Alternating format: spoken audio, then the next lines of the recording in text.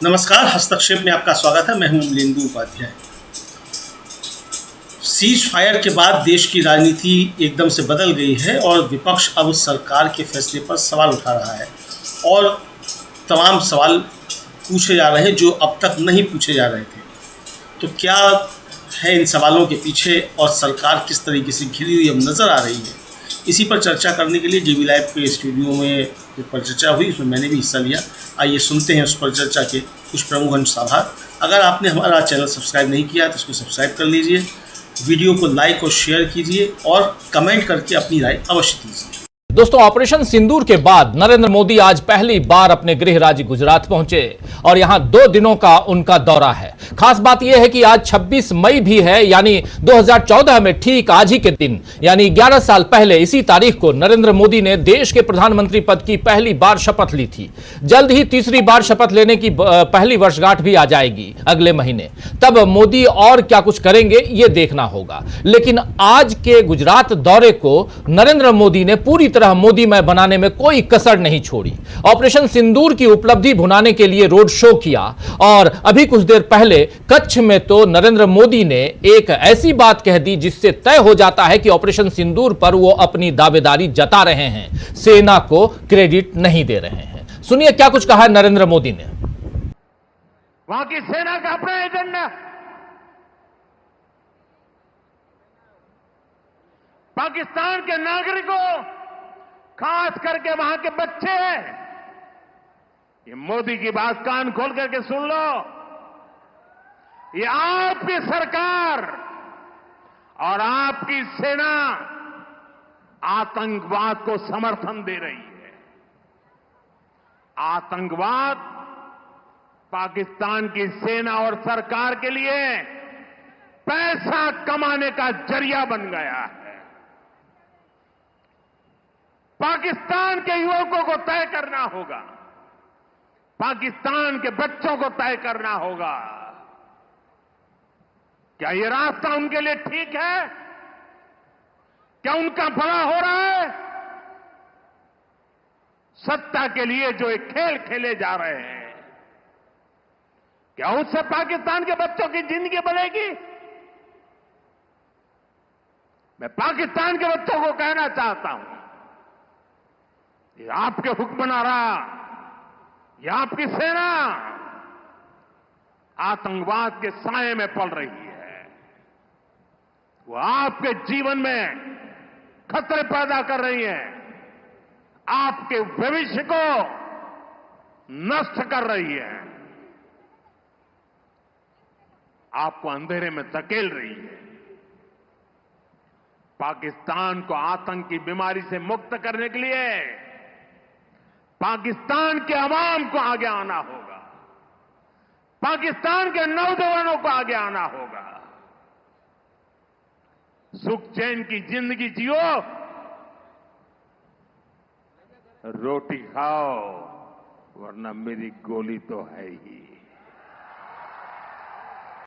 तो सुन लिया आपने। इससे पहले के तमाम प्रधानमंत्रियों ने किसी न किसी तरह पाकिस्तान को नसीहत तो दी है कि वो आतंकवाद खत्म करे, लेकिन यह कभी किसी ने नहीं कहा कि चैन से रोटी खाओ वरना मेरी गोली तो है ही।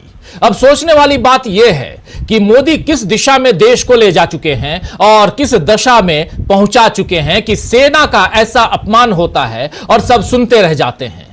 कांग्रेस जैसे दल थोड़ा बहुत विरोध करते हैं, लेकिन उसमें भी कांग्रेस पर ही सवाल उठता है।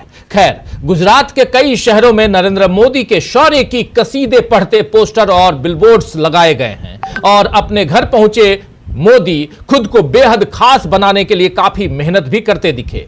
कम से कम उनके बार बार बदले हुए कपड़े तो यही बताते हैं। आज नरेंद्र मोदी ने कई बार कपड़े बदले हैं, एक झलक आप भी देख लीजिए। मोदी सुबह जब बड़ोदरा में थे तो लाल पीले रंग की पगड़ी, सामने सूर्य के डिजाइन वाला ब्रोंज, सफेद कुर्ते पर मैजेंटा जैकेट उन्होंने पहनी, ये देख लीजिए आप। फिर वो पहुंचे दाहोद, जहां उन्होंने सफेद कुर्ते पर भगवा जैकेट पहनी और सिर पर हेलमेट लगाया, क्योंकि लोकोमोटिव मैन्युफैक्चरिंग वर्कशॉप का उद्घाटन करना था। यह देख लीजिए।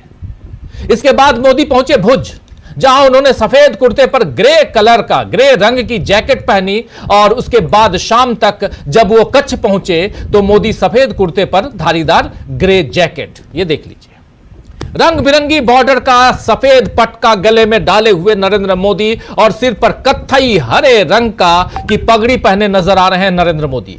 जिस तेजी से मोदी की वेशभूषा, सिर की पगड़ी, गले का पटका सब बदल जाता है, वो अपने आप में एक अलग रिकॉर्ड कायम करता है। मोदी के परिधान तो हमेशा ही चर्चा में रहते हैं दोस्तों, मगर इस बार उन्होंने ऑपरेशन सिंदूर को भुनाने के लिए सारी हदें पार कर दी हैं।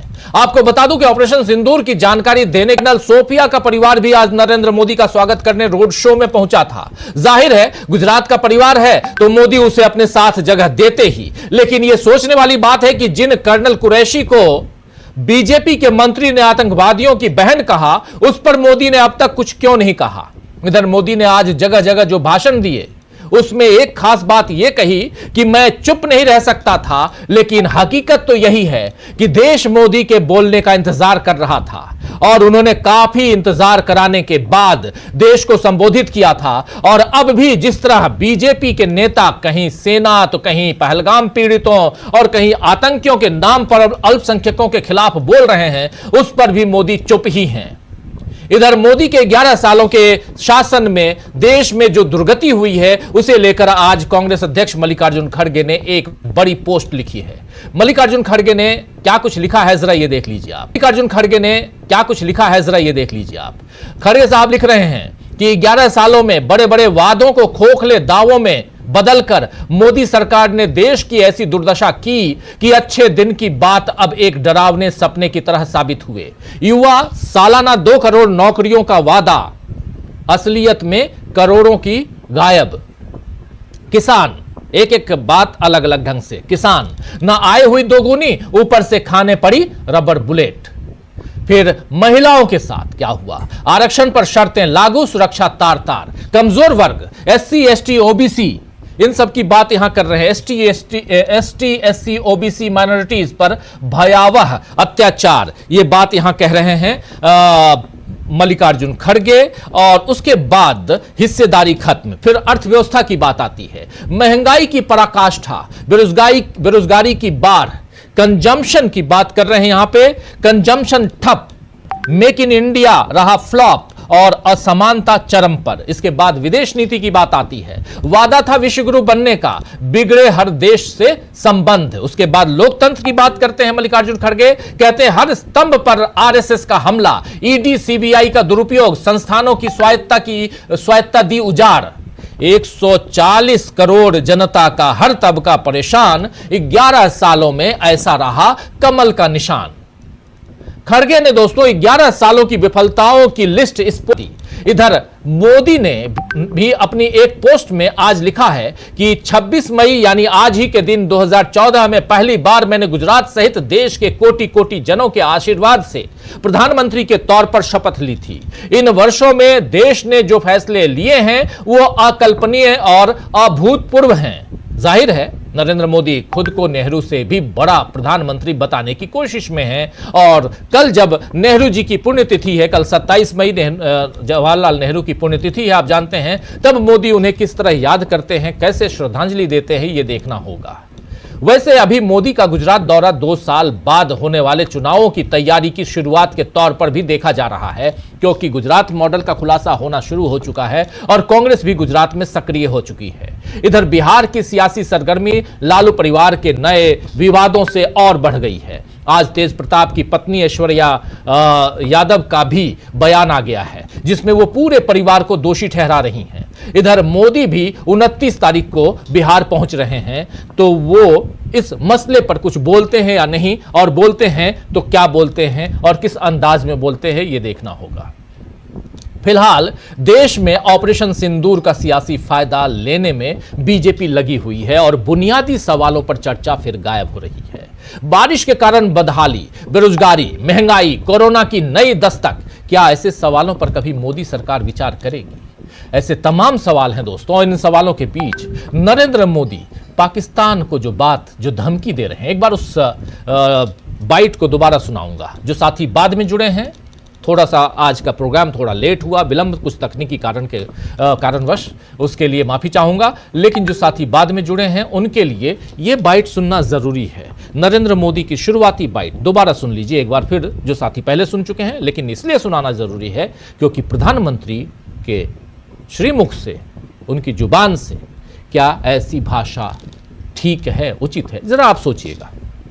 अगर आपने हमारा YouTube चैनल अभी तक सब्सक्राइब नहीं किया तो इसको सब्सक्राइब कर लीजिए, वीडियो को लाइक और शेयर कीजिएगा और कमेंट करके बताइएगा भी कि इस परिचर्चा पर आपकी क्या राय है। धन्यवाद।